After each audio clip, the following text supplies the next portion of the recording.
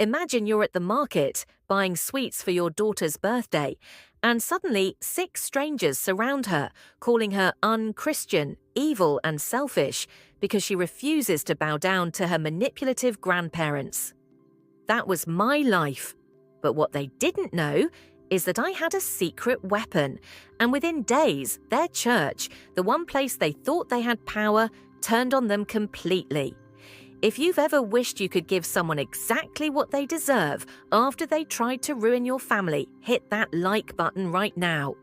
Subscribe, because today's story is one of the most deliciously satisfying cases of revenge you'll ever hear.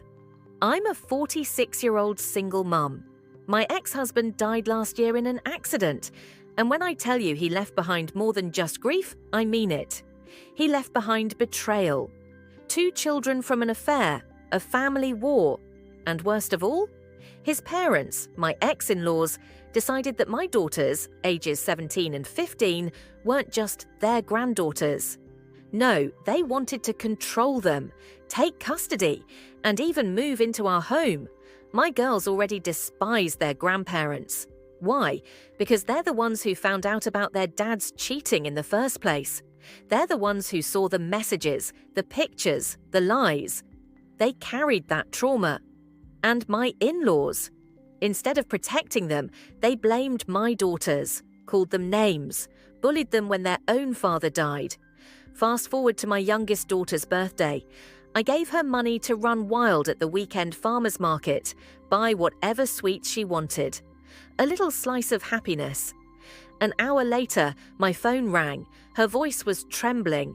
"Mom, some women won't let me leave." My heart dropped. I sprinted to her, dragging my older daughter with me. And what did I see? 6 older women, all from my ex-in-law's church, circling my crying daughter like vultures. They sneered at her, called her unchristian, told her she was a bad daughter, a selfish sister, and a sinner for refusing to see her grandparents, or to play big sister to her dad's affair babies. I shoved myself between them and my daughter.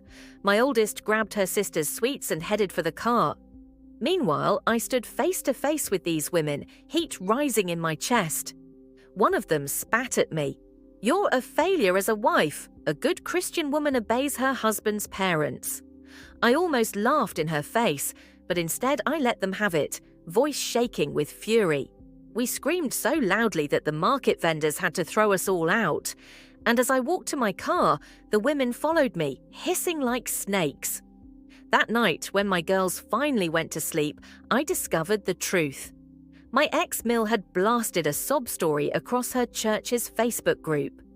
According to her, I was the villain who left her and her husband penniless, homeless, and heartbroken. She painted my daughters as cruel brats who abandoned their grandparents. And she accused us of making her lose custody of the affair babies. It was a Hallmark movie of lies. And worst of all, the church was eating it up. This church, by the way, is strict, especially about cheating. It's their one big rule.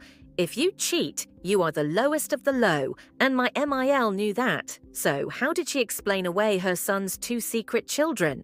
She told them the other woman wasn't a mistress, she was a surrogate, and I had heartlessly rejected the babies because they were boys. That's when something inside me snapped. They wanted a battle. They were about to get one, because while my divorce hadn't finalized when my ex died, I had kept every shred of evidence, every photo, every text, every email. The next day, I walked into a print shop like a general going to war.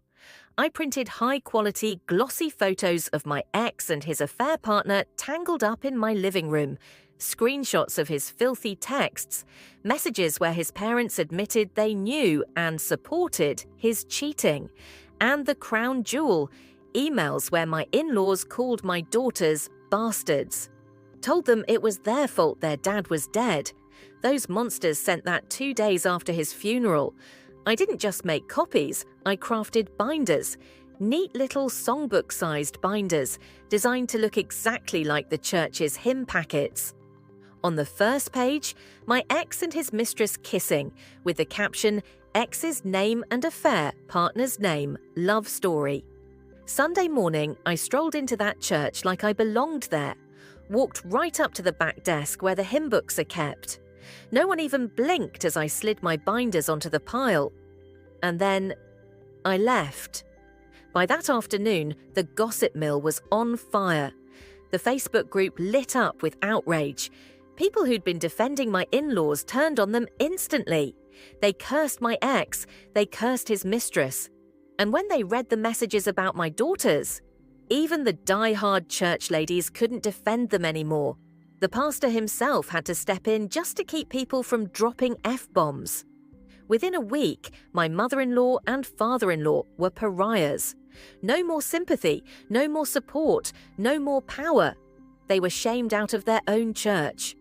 Now my MIL sulks on Facebook, crying about how no one cares about the elderly and how her great son would have taken care of her. With what money, please? I was the breadwinner, and my daughters.